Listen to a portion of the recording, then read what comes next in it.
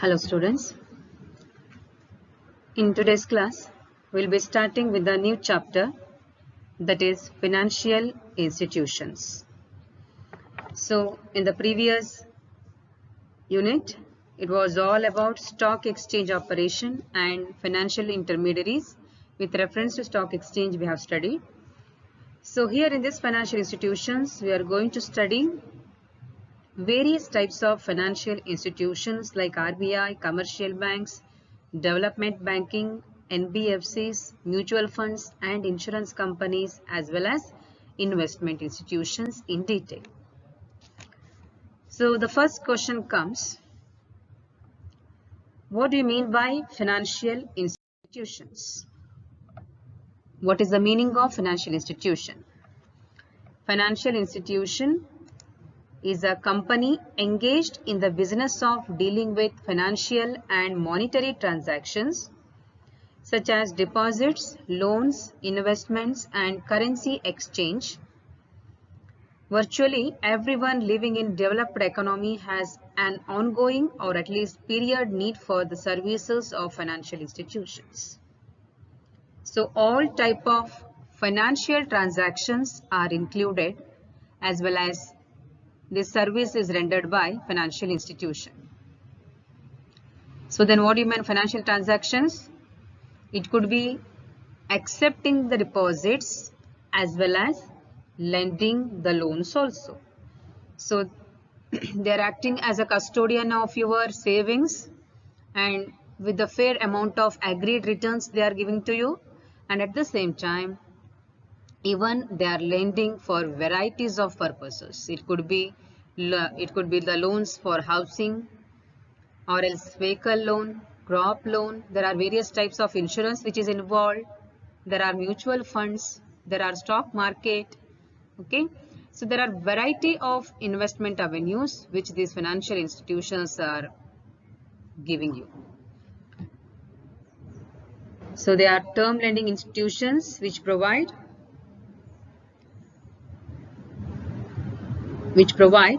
medium and long-term financial assistance to the industry and business units for promoting industrial and economic development of the country. So nowadays students, we cannot imagine our life without these financial institutions, because being a commerce students, all of us know that the finance is the lifeblood of every business as well as our individual life also. So if you know how to manage your money, and there are accordingly the institutions which are helping you also, then absolutely you can lead a peaceful life without any financial crunches. So that facility is given by financial institutions. The examples are given here, like insurance companies help to mobilize savings and investment in productive activities. In return, they provide assurance to investors against their life, some particular assets at the time of need. So insurance companies, it's like hedging the risk of uncertainty of your life. And there are some endowment policies also which are giving you a benefit of return, as well as after the expiry they are giving you back your money, as well as there is a risk coverage also. So as per your requirement, you can choose the policies among insurance companies.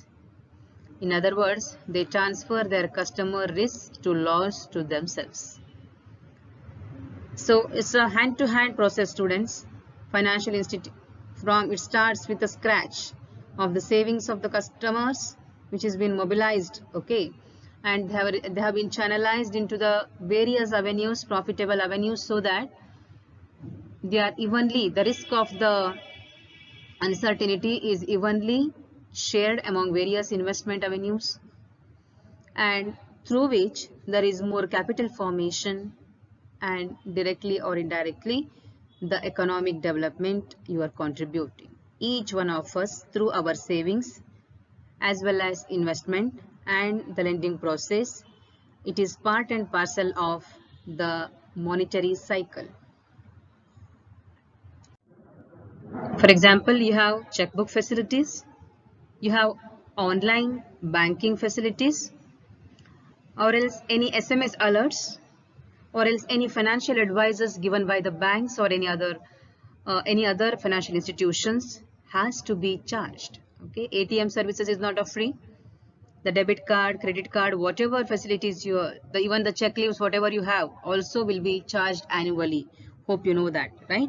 So, but these financial institutions will reduces the cost of these services because there is a norms for each and everything. There is a very minimum charges which they are charging for all these facilities because this all comes in the category, the purview of the government norms, wherein they want to include each one of the citizens of India into this financial cycle.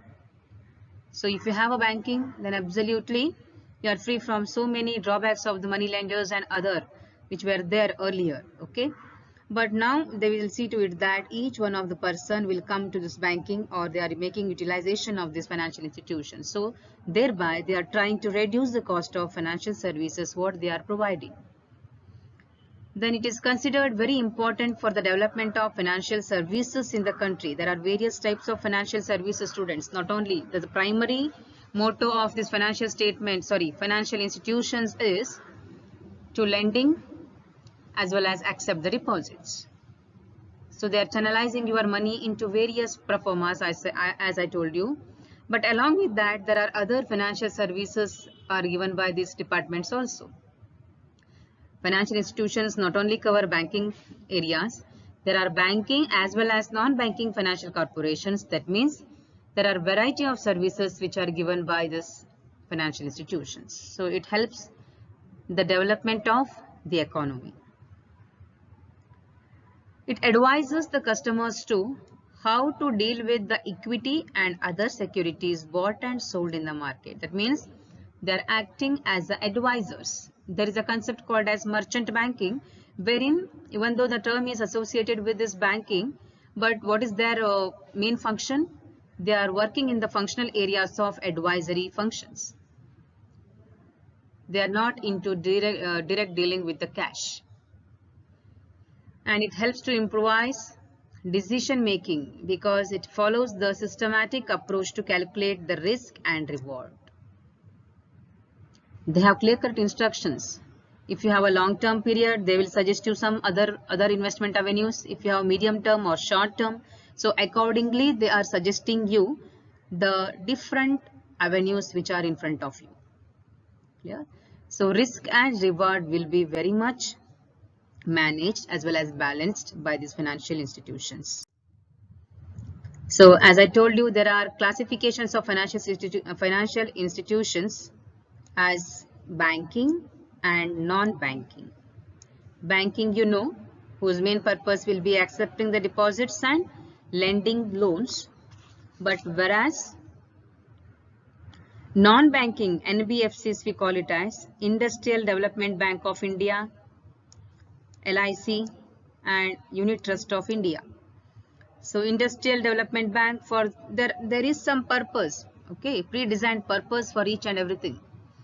So they are dealing with not only the general public but industrial development is a purpose. LIC, you know, the risk of uncertainties is covered here. LIC is not meant only for profit making, is not a main motive.